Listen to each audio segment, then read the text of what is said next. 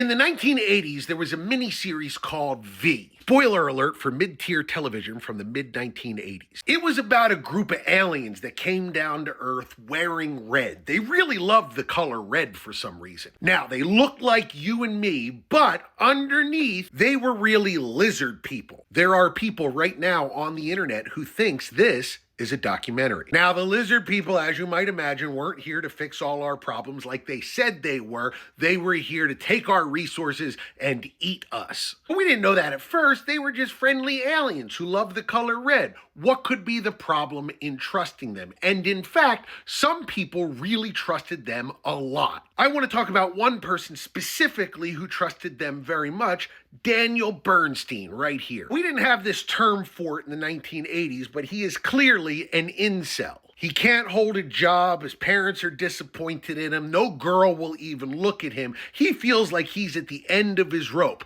But then he hears about a program where you can join the visitor youth. You can be connected to these aliens and maybe get some respect in your neighborhood. So that's what he does. He signs up right away and they immediately put him in a visitor youth uniform, which you can see right here.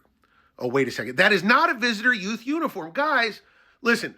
The visitor youth uniform and this uniform is very similar, so it's a very honest mistake. Let's get the right picture up. There he is, right there. Daniel Bernstein put on that uniform, and something strange happened. He went from being an incel, but a nice person, to all of a sudden having power for the first time in his entire useless life. And the power, of course, immediately goes to his head, which makes sense, right? Because if you've never had the ability to command respect from anybody, I mean, no respect anywhere from anybody, but then all of a sudden you're given a uniform, even if that uniform is being used to manipulate you to help the people in power, it feels good to all of a sudden have that power, right? So he goes from being like a lovable loser to a collaborator, and that is the worst thing you can be. And again, I won't spoil the whole thing, but you should know at the end of the second miniseries, Daniel Bernstein was eaten by lizard people. You know, just something to keep in mind if you're one of those people who might collaborate in order to get yourself some power